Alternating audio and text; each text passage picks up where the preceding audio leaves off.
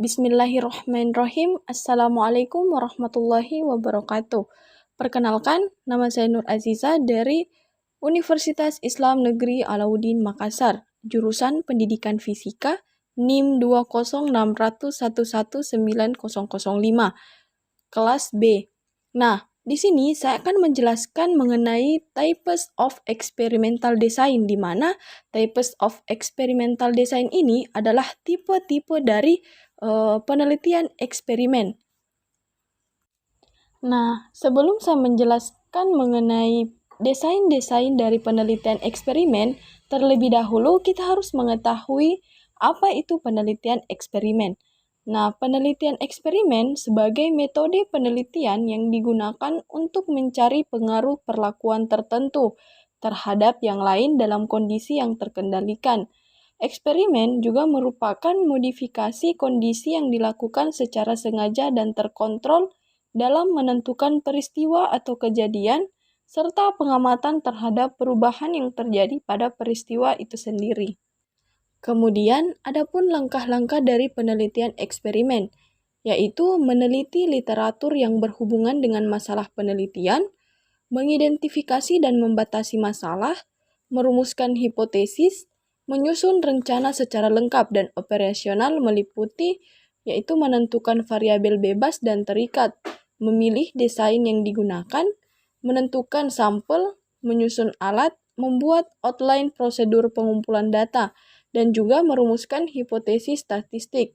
Nah, kemudian melaksanakan eksperimen, menyusun data untuk memudahkan pengolahan, menentukan taraf signifikansi yang akan digunakan dalam menguji hipotesis, mengolah data dengan metode statistika, atau biasa disebut dengan menguji hipotesis berdasarkan data yang terkumpul, kemudian melakukan penafsiran dan membuat kesimpulan. Selanjutnya adalah karakteristik utama penelitian eksperimen. Nah, eksperimen pada intinya adalah pengamatan atau observasi terhadap hubungan kausal antara munculnya suatu akibat, variabel terikat dan sebab variabel bebas tertentu, melalui suatu upaya sengaja yang dilakukan oleh peneliti. Nah, adapun ciri-ciri yang membedakan eksperimen dari jenis penelitian lain adalah adanya manipulasi variabel, kontrol, penugasan random, dan perlakuan atau treatment. Selanjutnya adalah kevalidan kesimpulan eksperimen. Nah, yang pertama adalah kevalidan kesimpulan eksperimen terkait dengan pertanyaan apakah kesimpulan yang dibuat itu sahih atau tidak. Yang kedua, kevalidan ini mencakup dua macam, yaitu kevalidan internal dan kevalidan eksternal. Nah, yang ketiga, kevalidan internal adalah kesahihan penyimpulan bahwa munculnya variabel terikat adalah disebabkan oleh variabel bebas. Yang keempat, adapun kevalidan eksternal adalah kesahihan memberlakukan kesimpulan ke dalam lingkup yang lebih luas atau kesahihan mengeneralisasi kesimpulan eksperimen. Nah, dan yang terakhir adalah agar kesimpulan eksperimen itu valid, baik secara internal maupun eksternal, perlu dihindari adanya faktor yang dapat mencemari kevalidan itu. Nah, jadi dapat kita simpulkan bahwa penelitian eksperimen ini bertujuan untuk mengetahui pengaruh treatment. Jadi, dalam penelitian ini kita menggunakan treatment, di mana treatment ini merupakan variabel yang mempengaruhi variabelnya. Kemudian, objek dalam penelitian eksperimen ini terdapat kelompok eksperimen atau eksperimen kontrol. Nah, kemudian penelitian eksperimen yang dikontrol adalah variabel independen.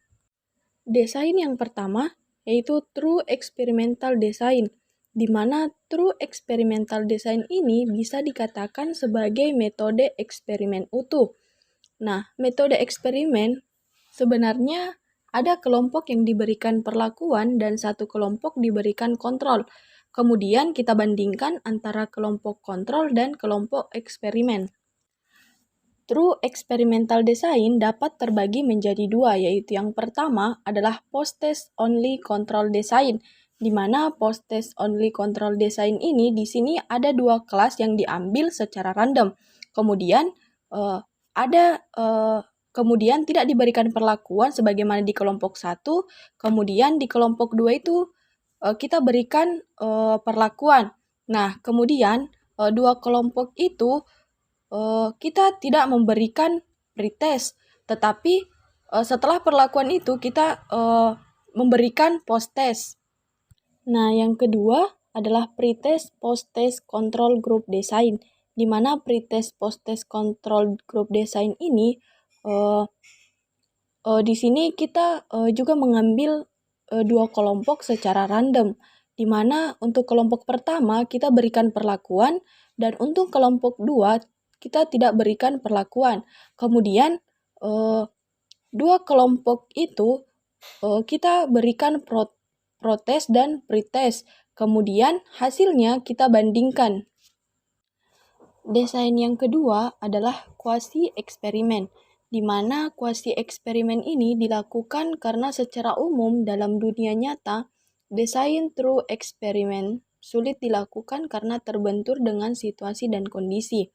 Kemudian menurut Creswell, desain kuasi eksperimen ini secara umum sama dengan true eksperimen, yaitu dapat terbagi menjadi dua, yaitu yang pertama adalah pre and post test group design dan yang kedua adalah post test only group design. Nah, selanjutnya adalah team series design. Dilihat dari desain ini, maka pemilihan kelompoknya tidak menggunakan teknik pengambilan sampel acak atau random. Di sini ada simbol O1, O2, O3, O4, kemudian treatment O5 sampai O8. Jadi, O1, O2, O3, dan O4 itu pretest, kemudian diberikan treatment. Nah, kemudian lagi diberikan pretest sebanyak 4 kali. Nah, kenapa desain ini diberikan perlakuan 4 kali dan post-test 4 kali? Dimana maksudnya di sini yaitu kita lihat dari nilai pretest siswa dan post-test siswa. Di sini ada kelompok eksperimen. Kemudian pretest sebelum treatment sebanyak 4 kali untuk melihat apakah nilai pretest siswa itu sebelum perlakuan apakah memiliki nilai yang stabil atau konsisten. Selanjutnya adalah factorial design. Nah, factorial design ini digunakan jika peneliti mengambil lebih dari dua variabel bebas yang akan dijadikan sebagai perlakuan dan masih harus ditinjau lagi dari aspek lain sehingga desainnya akan menjadi desain faktorial. Nah, factorial design ini sering disebut dengan pola F, pada prinsipnya sama dengan treatment by level design atau T dikurang L. Misalnya, peneliti merasa belum cukup hanya meneliti perbedaan dua metode mengajar dan ingin meninjau masing-masing metode mengajar. Dilihat dari 3 level motivasi belajar, sedang dan rendah, desainnya menjadi desain faktorial 2x3. Nah, dalam desain ini terbagi menjadi 4 kelompok. Jadi masing-masing kita pilih secara random di mana kita berikan simbol R. Nah, kelompok pertama kita kasih random, lalu kita kasih pretest, kemudian perlakuan. Nah, untuk kelompok 2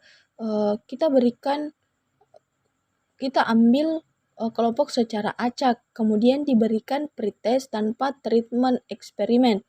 Nah, untuk kelompok ketiga kita ambil kelompok secara acak, kemudian kita kasih pretest, lalu kasih treatment dengan cara yang sama.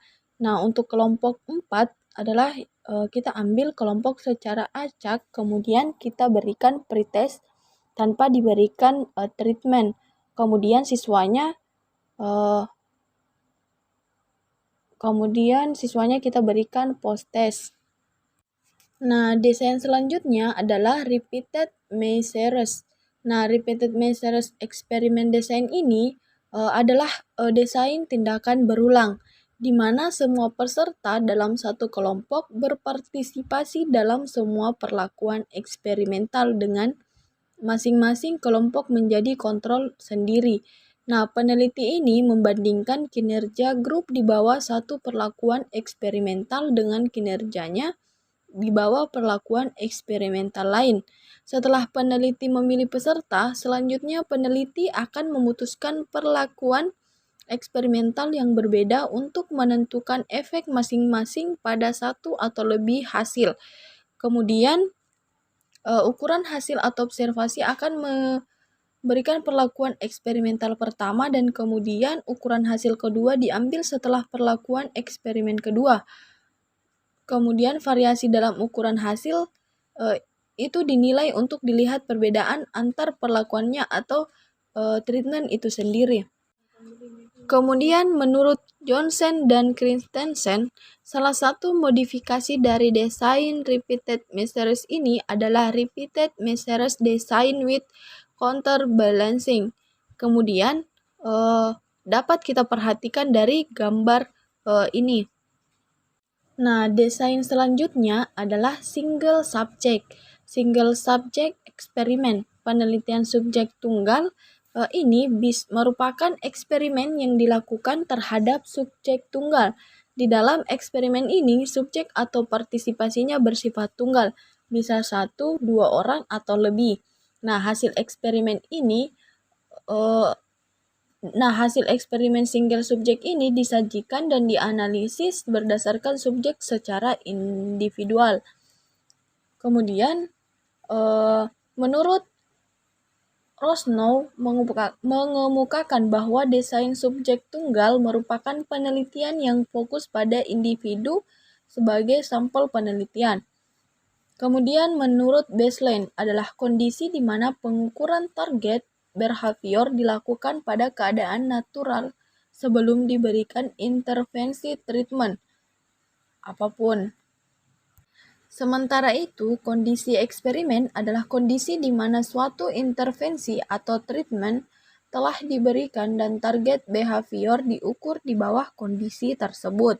Nah, kemudian desain single subject ini terbagi menjadi 4 jenis, yaitu yang pertama adalah AB design. AB design ini terdiri dari mengamati dan mengukur perilaku selama periode percobaan atau kita simbolkan sebagai A, kemudian melakukan intervensi dan mengamati dan mengukur perilaku setelah intervensi yang disimbolkan dengan B. Kemudian ABA design. ABA design ini merupakan variasi dari desain AB design. Desain ini disebut juga desain pembalikan di mana peneliti menetapkan perilaku garis dasar, mengelola intervensi dan kemudian menarik intervensi dan menentukan apakah perilaku tersebut kemudian ke tingkat garis dasar. Selanjutnya adalah ABAB. ABAB ini atau biasa disebut dengan alternating treatment design adalah desain subjek tunggal di mana peneliti meneliti efek relatif dari 2 intervensi atau lebih dan menentukan intervensi mana yang merupakan pengobatan yang lebih efektif. Nah, dan yang terakhir adalah desain multiple baseline design. Nah, dalam desain ini masing-masing peserta menerima perlakuan eksperimental pada waktu yang berbeda. Peneliti ini memilih desain ini ketika treatment atau perlakuan tidak dapat dibalik dengan berbagai alasan. Nah, itulah tadi penjelasan mengenai tipe-tipe dari desain penelitian eksperimen. Nah, semoga bermanfaat ya. Assalamualaikum warahmatullahi wabarakatuh.